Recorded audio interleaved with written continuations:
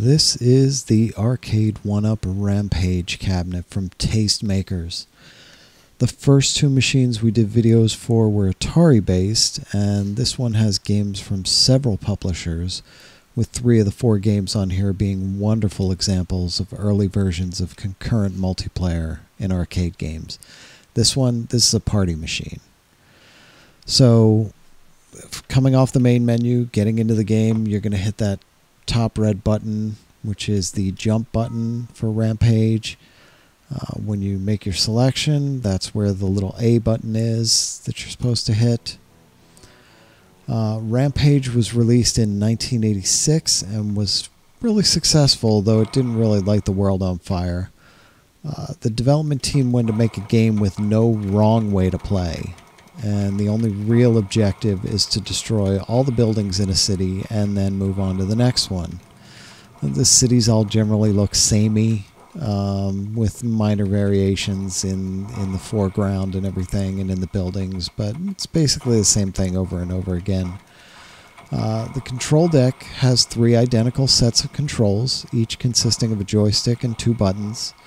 This allowed for up to 3 players to play simultaneously, making it a really fun game with friends. When I went to see this in the arcade nearby, it became really clear why getting the Arcade1Up cabinets is a much better proposition than an authentic arcade machine. Beyond the cost and the weight of the machine and the maintenance and potential failure of the monitor and all these other things, you can see in this video that I took that the characters are ghosting. Something wrong with the video in this actual arcade machine in an arcade. So if I owned this actual cabinet, I'd be pretty upset. Fortunately, with the Arcade1Up version, you get a perfect screen every time you play at home with these cabinets, and it's worth it for that alone. And this is a really, really fun party game.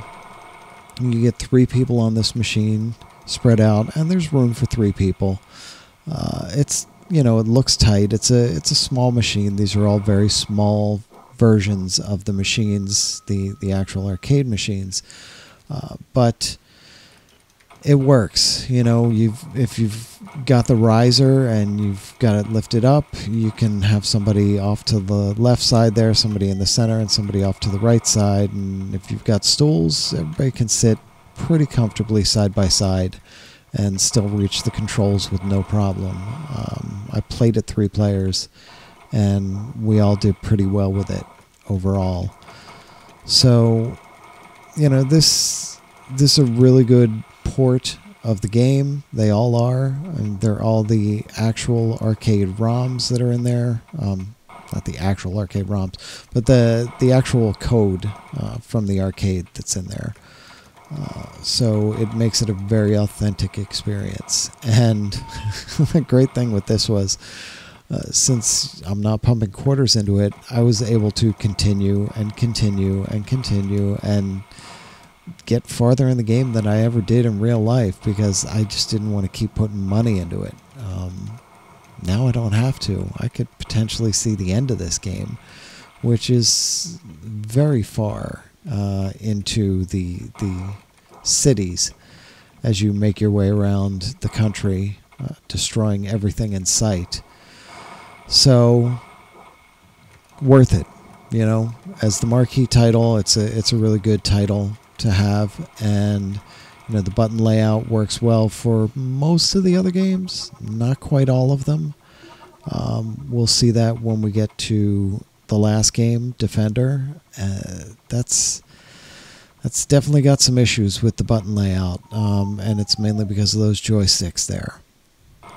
So moving into the end of Rampage, just like in the arcade, you've got the chance to continue your game if you want, but we're not going to do that, obviously.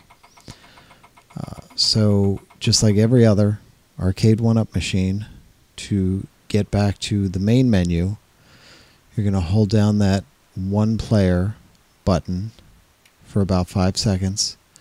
It'll kick you back to the main menu, where you get a chance to pick a different game entirely. We're going into Gauntlet. So Gauntlet, this is interesting. Gauntlet was released in 1985 by Atari, and it's a 1 to 4 player game in the arcades. So up to 4 players. Because of size constraints and the layout of Rampage, which is the marquee title here, we're limited to 2 players. If we can fit 3 for Rampage, I don't understand why we can't fit or do 3 for Gauntlet. But we're limited to 2 players here in Gauntlet at the most. So Ed Logg, who also developed Asteroids, Centipede, and Millipede, came up with the concept for this, basing it, he said, on his son's love of Dungeons and Dragons and his own interest in an Atari 8-bit computer game called Dandy. That's trouble, because if you look up Atari 8-bit Dandy, you'll see this Gauntlet is pretty much a ripoff of it, and it led to threats of a lawsuit and an eventual settlement, and things were ugly. But it's pretty clear. The concept came straight from there. It's a very similar game. So this was Atari's first arcade game to feature a voice synthesizer chip, which you can hear every now and then in the background. It's a brutally tough game. It's a dungeon crawler brawler which comes down to fighting and using magic potions, and the magic potions wipe out most everything that's on screen at the time. You absolutely need them later in the game for death, because that's the only way to kill death, who will chase you down and just wipe you out. But because of the brutally tough game design, which was designed to separate you from your quarters as quickly as possible, multiplayer becomes almost a necessity here. And you can see the evidence of it with my hard-fought solo showing here, where I die often, like now. And I just pump another virtual quarter into the machine and continue, which is nice. It's nice that you can do that. So I played it as a 2-player experience here, and it works great. It's kind of a bummer that it's not a 3-player experience, at least. You know, obviously they couldn't do 4. That would be really squeezing a lot of stuff onto a very small cabinet. So that's understandable. But, you know, the game is just as fun as it was in the arcades. It's pretty awesome. It's even more so, I'd say, since you can just keep adding virtual quarters without emptying your real pockets, which is pretty awesome in its own right. You know, as an arcade game, though, it's fun. It's your basic party game. You know, this is one where you can get a couple players together, and a lot of people are going to remember this one from the arcades. It was a pretty popular game, and it's one that, you know, always brought a smile to our faces with me and my friends. Anytime we saw it in the arcade, we'd all jump on it together, because it's just that kind of a game. So let's put this aside now, because, you know, it's Gauntlet. It's exactly as it was in the arcades, minus 2 of the players. And let's move on next to Joust.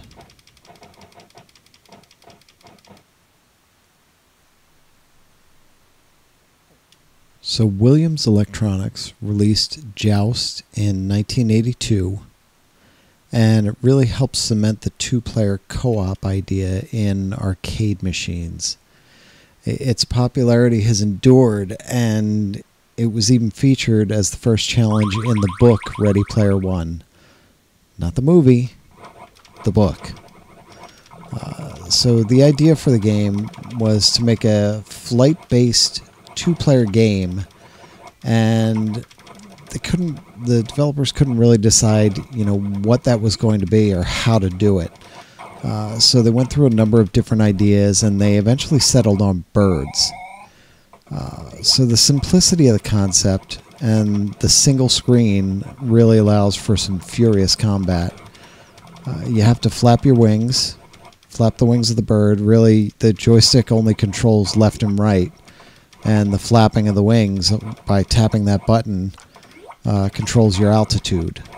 So it's a very different kind of a control scheme from most games, and the management really wasn't sure that this was even going to work, and they weren't too high on it until they actually saw it, in action, and clearly it became one of the all-time classics. So, the developers were really onto something here. One cool thing, really cool thing, that I ran into here is there's a glitch in the game that was also in the arcade, which makes sense because it's the same code, but it's something I'd almost completely forgotten about. So when you reach one of the upper levels here, and you'll see it coming up, the upper platforms dissolve, and a small line a few pixels high stays on the screen, right about where my bird is now, right at that corner of that platform. And when your character flies across it, you'll wipe it right out of the screen. And when I first saw it on this cabinet, it hit me, and the memories came flooding back. And then I started to think, well, am I imagining this whole thing? This had to be in the arcade. Was it in the arcade? I'm not entirely sure. I'm pretty sure I remember this, and how it was always this weird glitch, and I'd forgotten all about it, and maybe I'm crazy. And so I went to the arcade and checked it out, and you can see in my crappy picture that I took that, yeah, there it is. It's right there. And when I get past the egg wave here, you're going to see it here on this screen, and it just kind of freaked me out. It's so cool. It's kind of silly to get excited about something so minor, but I had forgotten all about it, and it hit me like I was a kid in the arcades all over again when it happened here on this machine. It was really cool to get that feeling and get that experience. And there it is, right there. You can see it. I'm pointing it out to you because it's just so cool. It's dumb, and it's expected because it's the same code, but it's just so cool. And flying over it just wipes it from the screen. So those little glitches are there. Everything you remember from the arcade, it's there. It's awesome. So unfortunately, as with some of the other arcade games here, your high scores aren't saved on Joust when you turn the machine off. And this one's a little harder to swallow because the actual arcade machine had 3 AA batteries in the back of it so that it would save you the settings and the high scores even if the machine was unplugged from the wall. So this, if anything, this is one that should absolutely save your high scores, but when you turn off the machine, they're gone, unfortunately. So, alright, that's just one of those things we have to deal with. It's not a killer. It's not a reason to not buy the machine. But let's move on to Defender. And Defender, this one's rough. And you can see just about every single button on the cabinet is used for this game because Defender uses 5 buttons and a joystick. Unfortunately, because of the layout of this with the joysticks, you have to kind of reach around that third joystick over there on the right really gets in your way. Trying to reach the buttons and be able to shoot and use your smart bombs and everything else that you need to do, it just becomes really, really difficult in an already difficult game. So, Defender, if I haven't mentioned it, is an incredibly difficult arcade game. It was released by Williams Electronics in 1981. It was the first arcade game from Eugene Jarvis, who went on to create the sequel, Stargate, as well as Robotron 2084, awesome game, Narc, and Smash TV, another awesome game, and a whole lot more. So Defender was a massive hit, and it became one of the highest grossing arcade games of all time. This was an incredibly difficult game to play even in the arcades, with a joystick and 5 buttons needed to control the ship and the weapons. And I'll show you the layout of the actual arcade game. The control deck, it's daunting when you see this in the arcade. It was one that worried me the first time I saw it, and one that I was scared to play. But I saw my friends playing it, and they were getting good at it. So I dug into it. Unfortunately, it becomes really hard to play on the Arcade1Up cabinet, just because, the buttons are all available. They're all mapped essentially to the same positions as they were in the arcade, but those other 2 joysticks, well, the one on the right especially, really tends to get in the way of what you're doing. And it takes an already hard game and makes it even harder.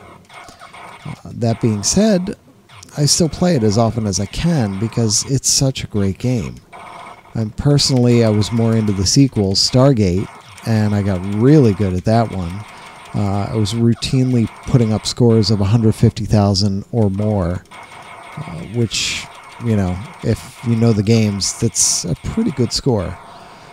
It's a side-scrolling shooter with really colorful animations and a wonderful variety of enemies. It's just a great game overall, but it's very, very tough to play with this control deck.